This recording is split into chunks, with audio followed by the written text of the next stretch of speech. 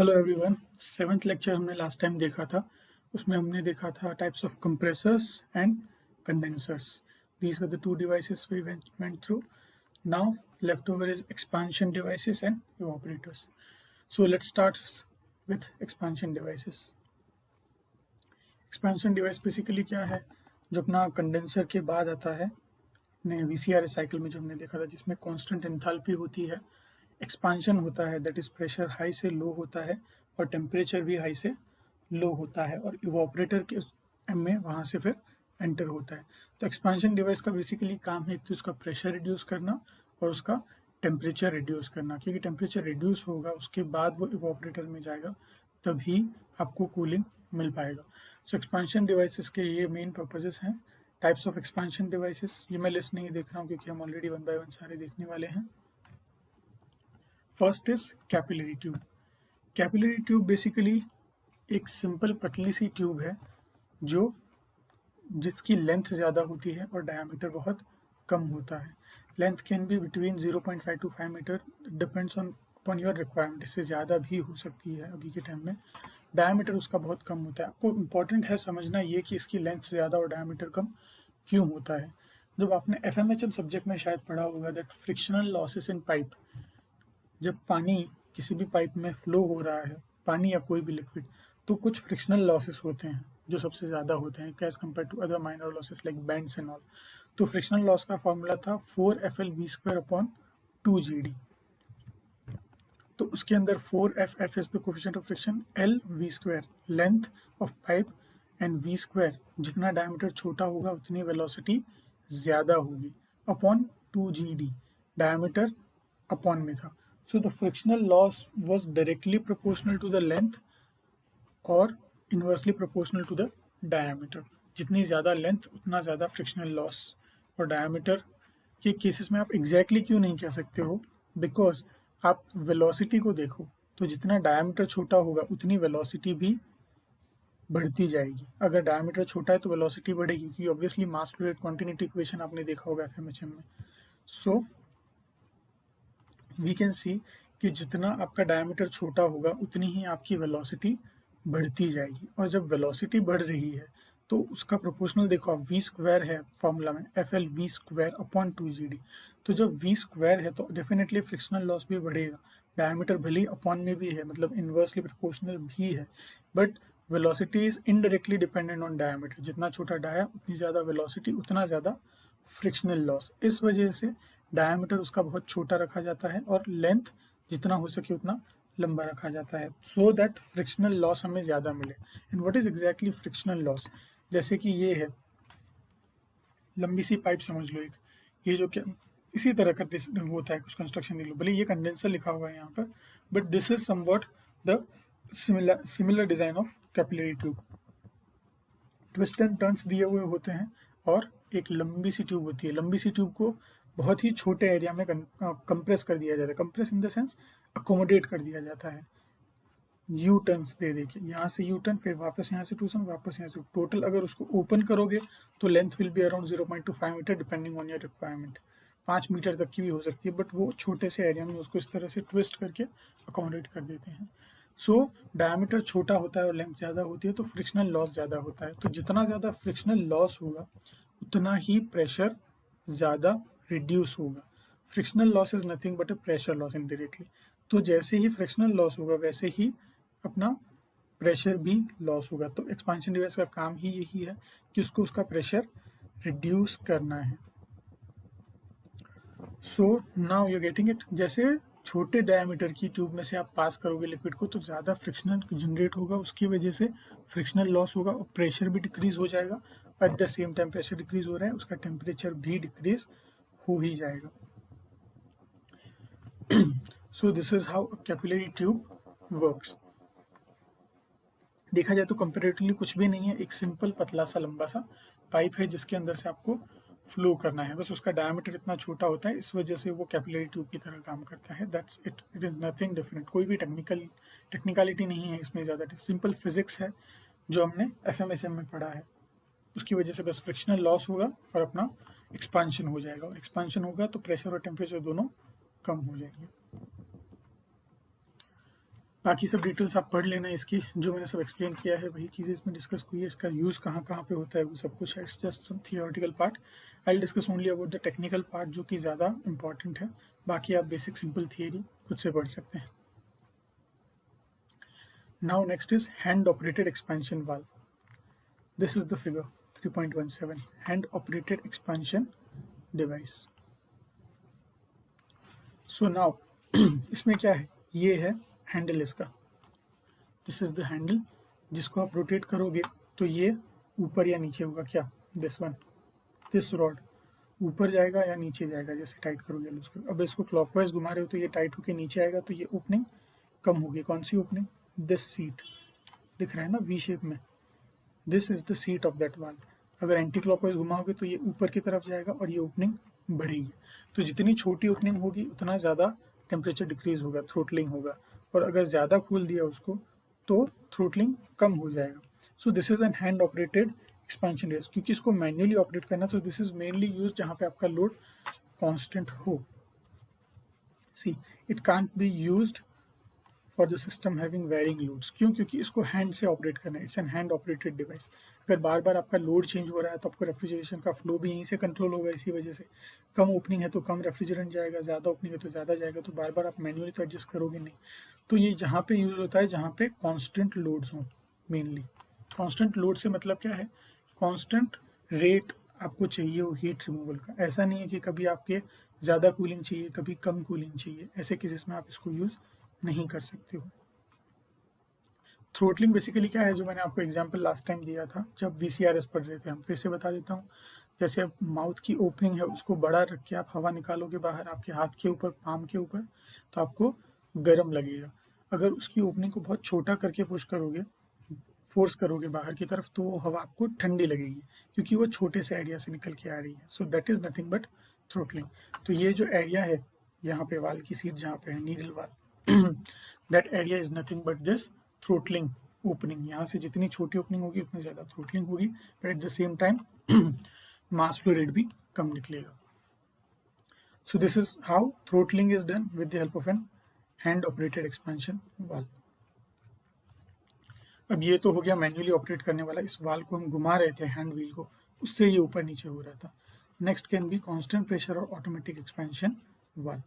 काम वो का वही करना है हमें, दिस इज द वाल सीट। अब इसको ऊपर नीचे करना है। अभी तक हम क्या कर रहे थे, हैंड ऑपरेटेड था, मैन्युअली ऑपरेट कर रहे थे, तो वो कांस्टेंट लोड में यूज कर सकते थे। Now we are calling it automatic और constant pressure, because this works on the basis of pressure. So liquid refrigerant in यहाँ से अंदर आ रहा है, then this is the space की जहाँ से उसका कंट्रोल होके इस यहाँ से एंट्रेंस मिलेगी उसको, दिस इज वाल्व सीट। और ये जो एरिया है ये कनेक्टेड है आपका सीधा लिक्विड टू इवापोरेटर। सो ये पूरा जो एरिया है ध्यान से देखिएगा, दिस यहाँ पे प्रेशर जो होगा that is evaporator pressure. Evaporator pressure क्यों है, क्योंकि ये इवापोरेटर से ही डायरेक्टली कनेक्टेड है, यहीं से लिक्विड जा रहा है इवापोरेटर में। सो जैसे ही इवापोरेटर प्रेशर, यहाँ पर इवापोरेटर फॉर एग्जांपल कनेक्टेड है, यहाँ पर प्रेशर अगर ज़्यादा या कम होता है तो वो का वही प्रेशर चेंज कहाँ पे मिलेगा, दिस एरिया जहाँ पे ये एक्सपांशन इवापोरेटिव प्रेशर लिखा हुआ है। सो दिस एरिया, यहाँ पे इवापोरेटर प्रेशर अगर कम होता है तो क्या होगा, दिस इज डायफ्राम। डायफ्राम क्या है देखना ध्यान से, लाइन में कहाँ से कहाँ ड्रॉ कर, this line is diaphragm. Diaphragm is nothing but bellow kind of thing, वो फ्लेक्सिबल होता है, प्रेशर के अकॉर्डिंग वो ऊपर नीचे हो सकता है। तो ये अगर प्रेशर कम हुआ, और ये जो जनरल नॉर्मल वर्किंग कंडीशन में क्या होगा, this is a spring balance. तो स्प्रिंग का प्रेशर और ये प्रेशर, ये यहाँ का इवापोरेटर प्रेशर, दोनों एक दूसरे को एग्जैक्टली बैलेंस करेंगे। इस तरह से हमने सिस्टम को डिज़ाइन कर दिया, उसके अकॉर्डिंग यहाँ पे ओपनिंग भी फिक्स होगी।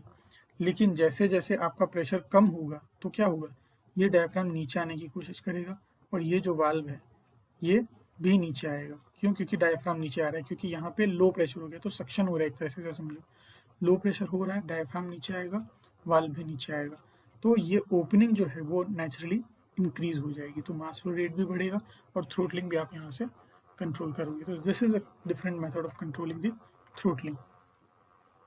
ऑन दी अपोजिट, अगर यहाँ पे प्रेशर बढ़ जाता है तो क्या होगा, प्रेशर बढ़ेगा तो ये नीचे की जगह कहाँ जाएगा, ऊपर की तरफ जाएगा, और ऊपर की तरफ जा रहा है तो रेफ्रिजरेंट का फ्लो क्या हो जाएगा, कम हो जाएगा। You getting it? सो ऊपर नीचे दोनों की तरफ हो सकता है, लोअर प्रेशर में नीचे, हायर प्रेशर में ऊपर की तरफ जाएगा। So this is how an automatic expansion valve works. We call it a constant pressure expansion valve, क्योंकि यहाँ पे प्रेशर चेंज हुआ, अकॉर्डिंगली हमने रेफ्रिजरेंट चेंज कर दिया तो वापस वो नॉर्मल कंडीशन में आ जाएगा। That is why we call it constant pressure valve. So these are different types of arrangements. Next is thermostatic expansion valve or constant superheat valve. This is important because ये generally use होता है, जो हम घर पे refrigerators वगैरह देखते हैं वहाँ पर। दिस इज अ बल्ब, ये है सबसे इम्पोर्टेंट। घर पे जो अपने डोमेस्टिक रेफ्रिजरेटर्स होते हैं, अभी के रेफ्रिजरेटर्स में शायद कहीं और इक्विप्ड हो, जो पुराने रेफ्रिजरेटर्स थे, for example this is the freezer section जहाँ पे अपन आइस की ट्रे रखते हैं। तो फ्रीजर सेक्शन के नीचे की जो सरफेस है ना, दिस सरफेस, यहाँ पर एक छोटा सा बल्ब लगा होता है, बिल्कुल छोटा सा। ये जो है बल्ब, वो क्या करता है, एक वायर से कनेक्टेड होता है, और वो वायर जाता है सीधा आपका कहाँ पर जा रहा है, देखिए दिस प्लेस, एडजस्टिंग स्क्रू, और ये जो सिस्टम है उसके साथ कनेक्टेड होता है वो। तो ये जो छोटा सा बल्ब होता है वो क्या करता है, आपका super heat, constant super heat maintain करता है, that is coming out of the evaporator. So ये देखो, इवापोरेटर में एंटर हुआ, थ्रोटल होके, यहाँ से थ्रोटलिंग हुआ दिस वाल्व से, और फिर यहाँ से एंटर हुआ, और एंटर होके घूम के ये जा रहा है बाहर, आउट ऑफ द इवापोरेटर, मतलब फ्रीजर से बाहर। कौन, रेफ्रिजरेंट। तब उस टाइम पे जब एग्जिट ऑफ इवापोरेटर है, वहां पर हमने एक बल्ब रखा हुआ है, वो क्या करेगा, बल्ब के अंदर भी बेसिकली एक फ्लूइड या रेफ्रिजरेंट ही फिल्ड अप होता है। तो अगर यहाँ पर ज़्यादा टेम्परेचर आ रहा है, कहाँ पर, दिस पोर्शन, इस पाइप में अगर एग्जिट हो रहा है जहाँ पे इवापोरेटर से, वहाँ पर ज़्यादा टेम्परेचर होगा, तो इसके अंदर जो भी फ्लूइड रखा हुआ है वो क्या होगा, गर्म हो जाएगा, और वो गर्म होने की वजह से इस पाइप के थ्रू जाकर कहाँ पे प्रेशर क्रिएट करेगा, अगर गर्म हो रहा है तो वो प्रेशर क्रिएट करेगा इस एरिया में, दिस इज P3। सो जैसे ही इवापोरेटर के एग्जिट पे टेम्परेचर बढ़ेगा, यहाँ से पाइप के कनेक्टेड थ्रू जो है फ्लूइड, और टेम्परेचर बढ़ने की वजह से यहाँ पे P3 इंक्रीज होगा। और अगर P3 इंक्रीज हो रहा है तो क्या हो रहा है, ये जो वाल्व है, अगर P3 इंक्रीज हो रहा है, अगेन दिस इज डायफ्राम, देखो यहाँ से जो लाइन बन रही है, दिस लाइन, ये जो लाइन है this is diaphragm, this one, this is diaphragm. तो यहाँ से कनेक्टेड है, तो अगर ये प्रेशर बढ़ रहा है तो इंक्रीज होगा प्रेशर, तो ये नीचे की तरफ पुश करेगा इस डायफ्राम को, that is P3 is greater than P2 plus P1, in that case only this will happen.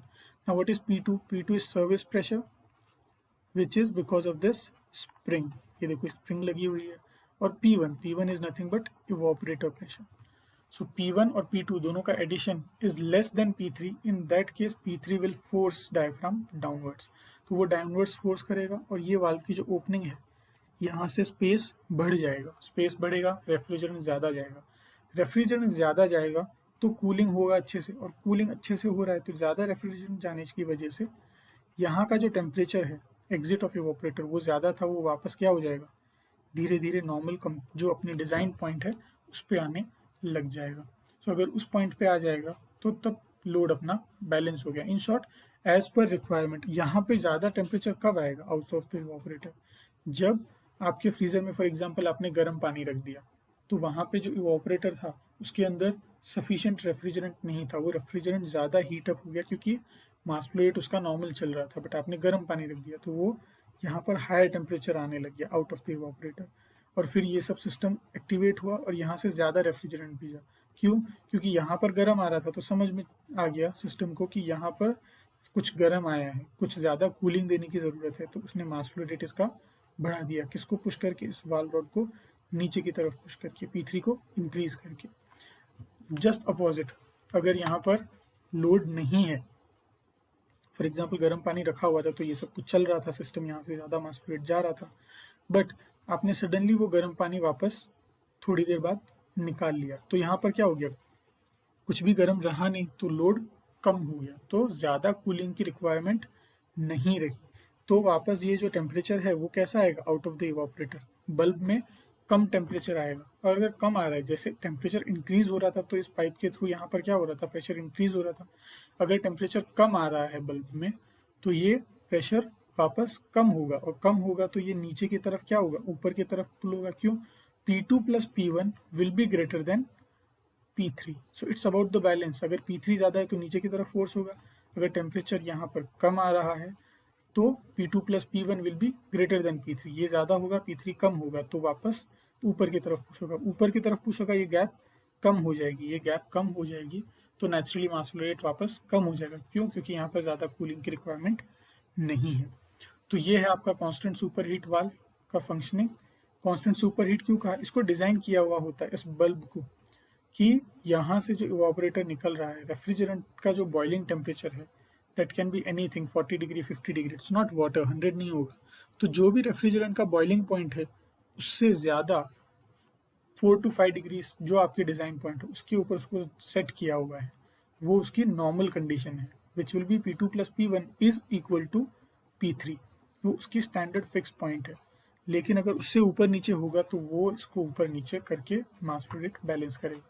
कुल मिला के वो यहाँ पर जो टेम्परेचर है वो वही ला के रखेगा, that is super heated temperature 4 to 5 degree centigrade more than the boiling temperature of this refrigerant. अगर कम आ रहा है तो उसको कम बैलेंस करके वापस इंक्रीज करेगा, ज़्यादा आ रहा है तो उसको भी बैलेंस करके वापस कम करेगा, तो वो उसी पॉइंट पे उसको मेंटेन रखेगा। That is it is called constant super heat valve. So clear, this is another आपका constant super heat valve throttling के लिए यूज होता है। आपकी बुक में यहाँ पर इसी कैटेगरी में दिया गया है low pressure float valve, but this is not technically an expansion device. ये एक्सपेंशन डिवाइस की कैटेगरी में 5th नंबर इसको दे दिया है, but that is technically a mistake which is expected in this book. So actually इसके बारे में बस आपको बता देता हूँ शॉर्ट में, this is not technically N expansion device, because आपको देखना अभी यहाँ पे क्या लिखा है, it is situated between the evaporator and compressor line. अभी आप देख लो, इवापोरेटर और कंप्रेसर के बीच में कोई एक्सपेंशन डिवाइस कहाँ से आ सकता है? Expansion device is located between condenser and evaporator. Compressor के बाद कंडेंस होता है, कंडेंसर के बाद आपका एक्सपेंशन डिवाइस में जाता है रेफ्रिजरेंट, और फिर एक्सपैंड होकर इवापोरेटर में आता है। But this low pressure float valve is located between evaporator and compressor suction line. So this is not an expansion device. This is just a system to maintain the level of mass flow rate of refrigerant, we can say. So this is not an expansion device, though it is displayed in the category of expansion device. Please do remember this. ये सिर्फ एक तरह का system है, बस इतना सा important है इसमें। ये जो है आपका जो लेवल है रेफ्रिजरेंट का, दिस इज स्टोरेज टैंक एक तरह से, जहाँ पर ये चैम्बर में स्टोर्ड रहता है आपका रेफ्रिजरेंट।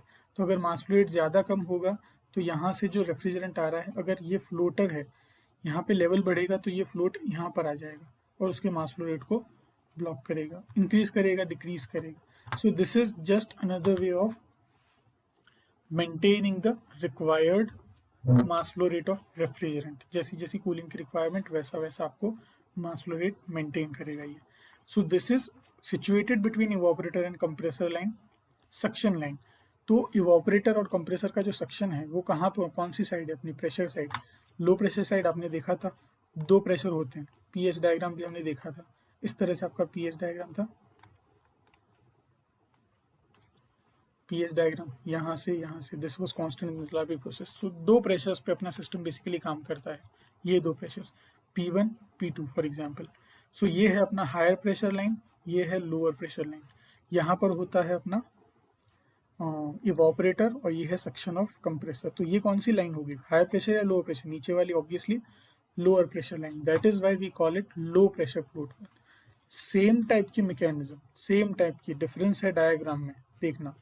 ये high pressure float valve, diagram में थोड़ा बहुत इन्होंने ऐसे डिफरेंस दिखाया हुआ है, because it is located between what, between the condenser and evaporator.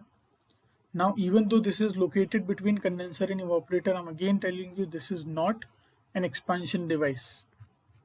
ये भी एक फ्लो कंट्रोल वाल्व ही है। देखो यहाँ पर ये फ्लोटर है, वो भी इसी तरह से ऊपर नीचे होके उसको सिर्फ कंट्रोल करेगा। थ्रोटलिंग करने के लिए जो डिवाइसेस हैं वो हमने ऑलरेडी डिस्कस किए हैं आगे वाले, दोज आर थ्रोटलिंग डिवाइसेस। उसमें से कुछ मास फ्लो रेट को भी कंट्रोल करते हैं, जैसे कि ये और थ्रोटलिंग भी करते हैं, but these devices are only used for controlling the mass flow rate. So this one is located between evaporator and compressor, that is low pressure side. That is why this is called low pressure float valve.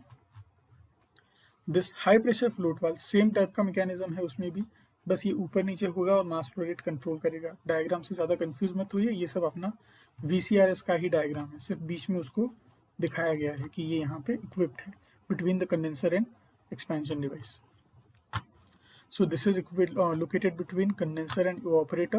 That is why ये कौन सी side हो गई अपनी, high pressure side. Condenser कहाँ है अपना, यहाँ पर, और एक्सपेंशन डिवाइस ये. तो ये जो हाई प्रेशर साइड है वहाँ पर इसको लोकेटेड है, लोकेशन है. That is why it is called high pressure float valve. Simple ये समझो, this is just a float valve जो लेवल मेंटेन करता है, मास फ्लो रेट मेंटेन करता है रेफ्रिजरेंट का as per the load on refrigerator. Clear? These are not expansion devices. Expansion devices ये सारे हैं, but it's just a mistake कि उसी कैटेगरी में इसको आगे इन्होंने डाल दिया है.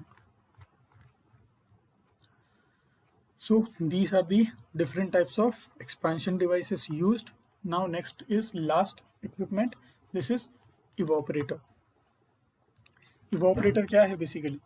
Just a heat exchanger. Heat exchanger जैसे आपने पढ़ा होगा, देखा होगा, जो बॉयलर्स वगैरह में होता है कि पाइप है, फॉर एग्जांपल पाइप में से रेफ्रिजरेंट फ्लो हो रहा है, आसपास स्टीम है, पानी है, कंडेंसेशन हो रहा है, just an kind of condenser only, जहाँ पे हीट ट्रांसफर हो रहा है दो डिफरेंट फ्लूइड्स के बीच में. इवापोरेटर भी यही है और कुछ भी नहीं, उसको सिर्फ हमने नाम दे दिया है.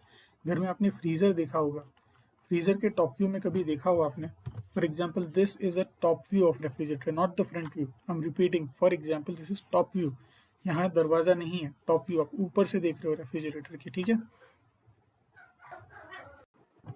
So when you are looking from top, आपको यहाँ पे दिखना इस तरह की कुछ पाइप्स दिखेंगी, पाइप की डिज़ाइन भी दिखेंगी. कभी फ्रिज साफ किया हो या कुछ किया हो तो देखना ध्यान से. ये जो पाइप्स जा रही है ना, उसी में से आपका रेफ्रिजरेंट फ्लो होता है जो एक्सपेंशन डिवाइस में से आता है, और वो बहुत ठंडा होता है. इसी वजह से आपका फ्रीज़र ठंडा रहता है. कभी इन पाइप्स के ऊपर उंगली रख के देखना, जब फ्रीज़र में कहीं भी आइस जमी हुई ना हो, आपको फील हो जाएगा कि वो कितना ठंडा होता है as compared to the other surfaces of refrigerator, क्योंकि वहीं से आपका जो रेफ्रिजरेंट है वो एकदम ठंडे स्टेट में फ्लो हो रहा है. सो इवन द फ्रीज़र जो अपने घर पे डोमेस्टिक रेफ्रिजरेटर्स में यूज़ है, there is nothing but a heat exchanger, जिसमें पाइप्स दी हुई हैं जिसमें से रेफ्रिजरेंट फ्लो हो रहा है और सरफेस एरिया दिया हुआ है, दो फ्लूइड्स के बीच में हीट ट्रांसफर हो रहा है. That's it. So different types of evaporator हम देख लेते हैं, किस किस टाइप की अरेंजमेंट दे सकते हैं हम एक हीट एक्सचेंजर में, वही समझना है और कुछ भी नहीं है. According to the type of construction, shell and tube type आपने देखा होगा थर्मल 1 में या थर्मोडायनेमिक्स में या पता नहीं किस सब्जेक्ट में आपके बॉयलर्स वगैरह आए थे, उसमें shell and tube type heat exchanger देखा था. Tube in tube type, shell and coil type, plate type, bore type, fin type, these are different types of heat exchangers, type of construction of surface.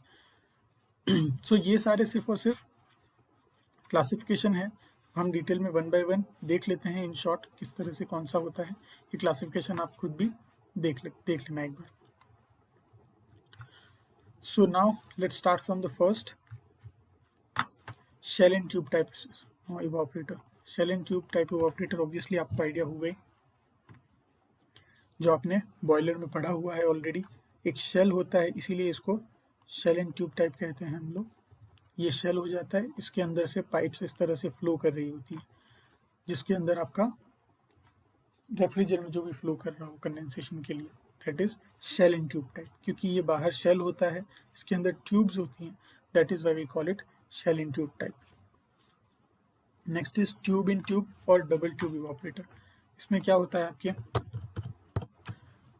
Tube in tube, for example आप एक air use कर रहे हो cooling के लिए, उसको condense करने के लिए, तो दो पाइप्स होंगी, ट्यूब इन ट्यूब. तो इसके अंदर आपका रेफ्रिजरेंट फ्लो कर रहा है सेंटर में, और this space is filled with air.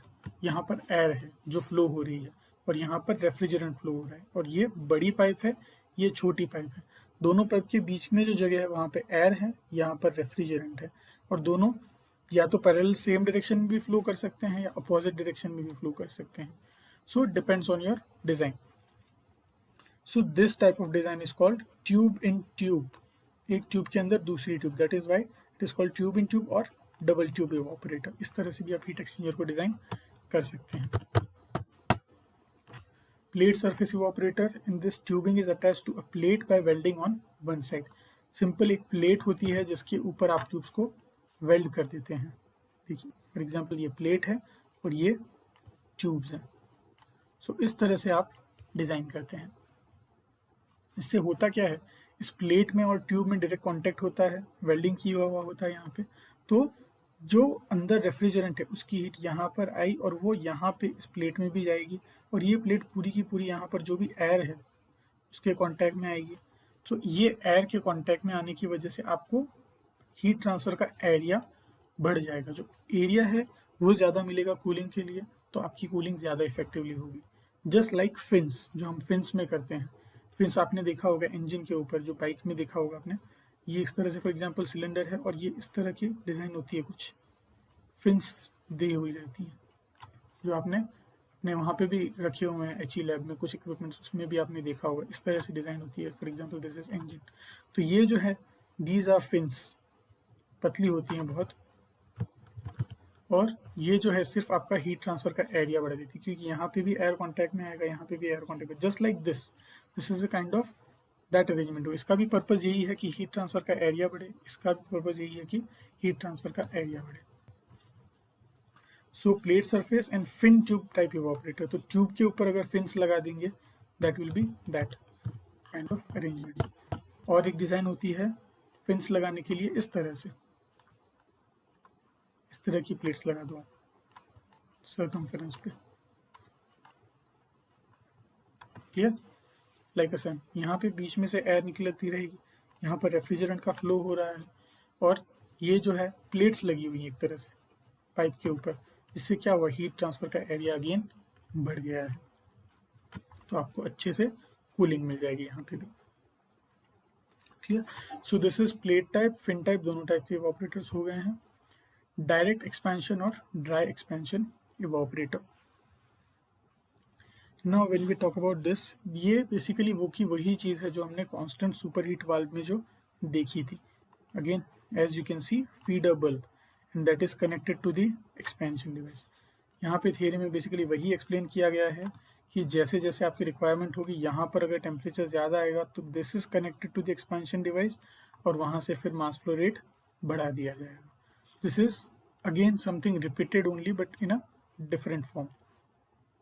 अब देखो ये जो डायरेक्ट एक्सपेंशन और ड्राई एक्सपेंशन इवापोरेटर, वो जो अपना सिस्टम है that is an expansion device, और वो का वही सिस्टम यहाँ पे एक्सप्लेन किया है। This is nothing but a heat exchanger, but heat exchanger के एंड पे अगर हमने वो फीडर बल्ब लगा दिया है जो टेम्परेचर सेंस करके एक्सपेंशन डिवाइस को बताता है कि कितना मास फ्लो रेट भेजना है, तो इसको इन्होंने नाम दे दिया डायरेक्ट एक्सपेंशन और ड्राई एक्सपेंशन इवापोरेटर। क्यों ड्राई एक्सपेंशन क्यों बोल रहे हैं इसको, क्योंकि यहाँ पर फीडर बल्ब लगाने की वजह से होगा क्या, सक्शन में कहीं पे भी लिक्विड जाने का चांसेस नहीं रहेंगे। क्यों, क्योंकि जैसे यहाँ पे टेम्परेचर कम होगा तो वो तुरंत मास फ्लो रेट को अकॉर्डिंगली मैनेज कर देगा, तो यहाँ पर लिक्विड फॉर्म में आने के चांसेस नहीं रहेंगे। As we said constant super heat valve, जो हमने लास्ट टाइम अभी देखा था उसमें। I will just go back to that.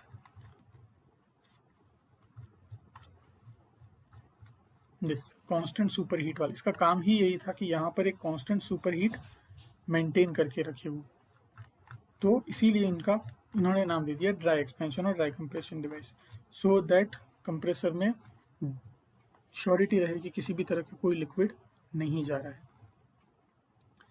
Now again flooded और ओवरफीड टाइप इवापोरेटर्स, यहाँ पर अच्छे से एक्सप्लेन नहीं है, but this is another type of balancing of mass flow rate only. In flooded or overfeed type, a constant liquid refrigerant level is always maintained with the help of float valve। जो हमने आगे देखे थे float valves, उसी type के float valves इसमें design use किए जाते हैं, उस वजह से इनको नाम दे दिया है बस फ्लडेड और फीड टाइप इवापोरेटर्स, जो इवापोरेटर्स के साथ कनेक्टेड होते हैं और आपका मास फ्लो रेट बैलेंस करते हैं यूजिंग दीज फ्लोट वाल्व्स, इसलिए उसको नाम दे दिया है फ्लडेड और feed type evaporators. Now this is something interesting, or you can say you should know about such things, that's defrosting evaporators। अपने घर पे डोमेस्टिक रेफ्रिजरेटर में आपने देखा होगा एक defrosting के लिए बटन दिया हुआ रहता है, जब बहुत आइस जम जाती है फ्रीज़र में, तो आप उस बटन को प्रेस कर देते हो। कभी नोटिस करना, उस बटन को प्रेस करने के बाद जो कंप्रेसर होता है वो नहीं चलता है काफ़ी टाइम तक। क्यों? क्योंकि आपने उसको प्रेस किया है आइस को मेल्ट करने के लिए। अगर कंप्रेसर चलेगा तो रेफ्रिजरेंट फ्लो होगा, और रेफ्रिजरेंट ठंडा फ्लो होता रहेगा तो वो आइस मेल्ट नहीं हो पाएगी। तो उसका काम ही यही है कि वो उसको आइस को मेल्ट करेगा, उसके बाद ही कंप्रेसर को स्टार्ट होने देगा। सो डीफ्रोस्टिंग इवापोरेटर्स ऑपरेट बिटवीन -5 टू -7। डेफिनेटली इसी वजह से उसमें आइस प्रोड्यूस होती है। अगर वो ज़ीरो से नीचे नहीं जाएगा तो उसमें आइस प्रोड्यूस होने का कोई चांस नहीं रहेगा, because 0 degree centigrade is the freezing point of ice. So now when it goes -5 to -7, तो आइस ऑब्वियसली जनरेट होनी ही है। बट डीफ्रोस्टिंग इवापोरेटर्स में क्या होता है, देखो,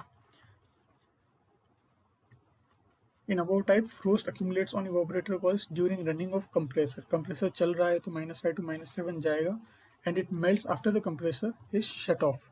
जैसे ही कंप्रेसर एक बार -5 टू -7 जाके कूलिंग देके बंद हो जाएगा, उसके बाद वो तब तक स्टार्ट नहीं होगा जब तक वो 0 डिग्री सेंटीग्रेड पे नहीं पहुंच जाता है evaporator coils, and it reaches to 0 degree centigrade as compressor stops. तो ये हो गया डीफ्रोस्टिंग इवापोरेटर।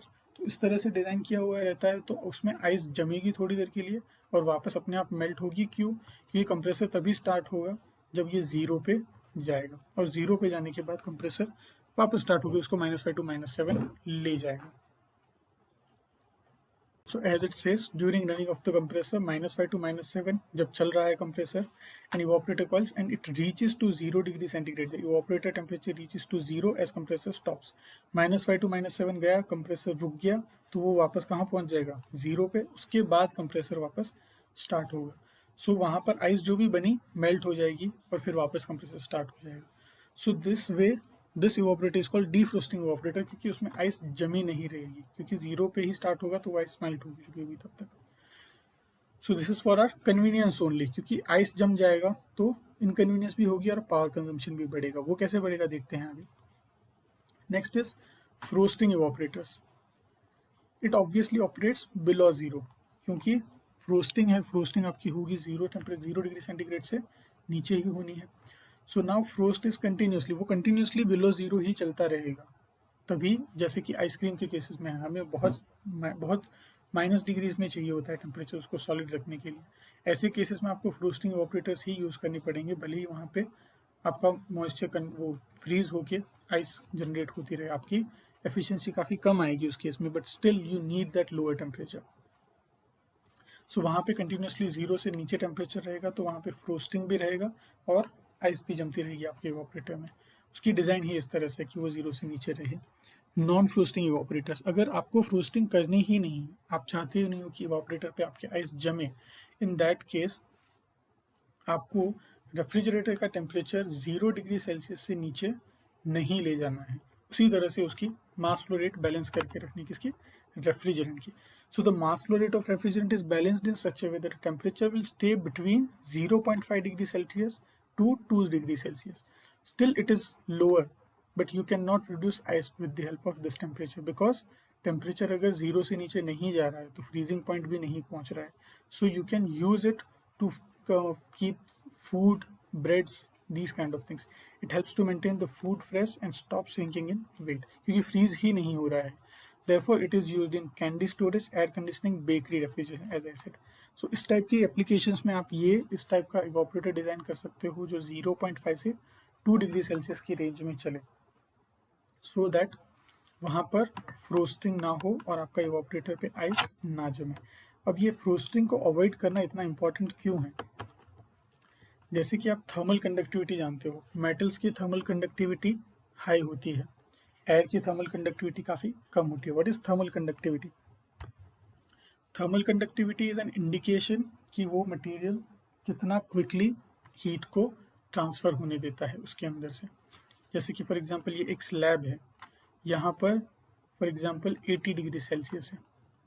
अगर इसकी कंडक्टिविटी ज़्यादा है तो यहाँ से यहाँ पर फॉर एग्जांपल 75 मिलेगा आपको टेम्परेचर, क्योंकि ये हीट यहाँ पे पहुँचने में ज़्यादा उसको रेजिस्टेंस नहीं मिला। दूसरा आता है इंसुलेशन। अगर इंसुलेशन प्रोवाइड किया हुआ है यहाँ पे इंसुलेटर्स जो इसकी कंडक्टिविटी बहुत कम होती है, तो ये 75 की जगह मिलेगा आपको फॉर एग्जांपल 30, क्योंकि यहाँ से यहाँ पर हीट को उसने फ्लो नहीं होने दिया। क्यों? क्योंकि इसकी कंडक्टिविटी बहुत कम थी, तो हीट कंडक्ट नहीं हो पाई। On the other side of slab, slab is nothing but a brick kind of thing, जो एक सॉलिड ब्लॉक है। फॉर एग्जाम्पल कंडक्टिविटी ज़्यादा है तो टेम्परेचर इधर ज़्यादा मिलेगा, कंडक्टिविटी कम है तो यहाँ पे टेम्परेचर कम मिलेगा, ये हीट कंडक्ट नहीं हो पाई। So now we are talking about this thermal conductivity. तो जो वाटर होता है उसकी थर्मल कंडक्टिविटी होती है अराउंड 15 के आसपास, which is not very low as compared to air, but it is very low as compared to some metal. जो इवापोरेटर की मेटल मटेरियल होता है, जो अपने हीट एक्सचेंजर में यूज़ किया होता है, इवापोरेटर का जो फ्रीज़र का मटेरियल है, उसकी थर्मल कंडक्टिविटी बहुत हाई होती है ऑब्वियसली, क्योंकि हमें हीट ट्रांसफ़र करनी है। अगर उसके ऊपर आपकी आइस जम जाती है फ्रीज़र के ऊपर, तो वो जो आइस जम गई है वो क्या बन गया है, एक तरह से सॉलिड मटेरियल बन गया है। It's like a metal only, but metal which is made with the help of water, और वाटर की कंडक्टिविटी है सिर्फ 15, which is higher as compare to air, but which is very very low as compare to metal of the freezer. जो freezer का जो material है उससे बहुत कम कंडक्टिविटी है पानी की, विच इज़ 15 अप्रॉक्सीमेटली। मेटल की बहुत ज़्यादा होगी, 200 300 उससे भी ज़्यादा, क्योंकि आपको वहाँ पर हीट ट्रांसफ़र करनी है। तो जो वहाँ पर पानी जम गया है विच इज़ आइस, वो जो रेफ्रिजरेशन, जो आपके फ्रीज़र के आसपास जो आइस जम जाती है, it works like an insulator, क्योंकि उसकी थर्मल कंडक्टिविटी बहुत कम है। तो सिमिलरली ये मैंने हायर टेम्परेचर का एग्जांपल दिया आपको। For example this is a refrigerators wall, ये फ्रीज़र की एक वॉल है। फ्रीज़र यहाँ पर फॉर एग्जांपल -5 का था आपका रेफ्रिजरेंट। अगर ये इसकी कंडक्टिविटी बहुत ज़्यादा है तो आपको फ्रीज़र के अंदर कितना टेम्परेचर मिलेगा पाइप से बाहर, फॉर एग्जांपल -4, क्योंकि कंडक्टिविटी ज़्यादा थी। बट यहाँ पर फॉर एग्जांपल आइस जम गई,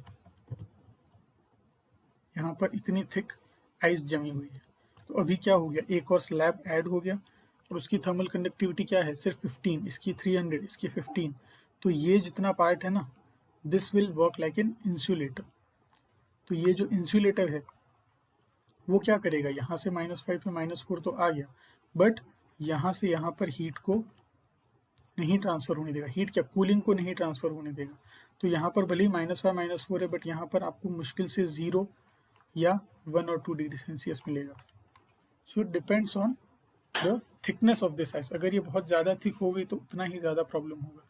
तो कंप्रेसर को कूलिंग प्रोवाइड करने के लिए यहाँ पर टेम्परेचर मेंटेन ही नहीं हो रहा है लो इस साइड में, तो ये है अपना रेफ्रिजरेटर का एरिया। तो जितनी ज़्यादा थिक आइस होगी उतना ही ज़्यादा पावर कंज्यूम होगा, क्योंकि यहाँ पर भले ही आपने -5 अचीव कर लिया, बट यहाँ पर क्या मिला, ओनली 0 डिग्री सेल्सियस और 1 डिग्री सेल्सियस।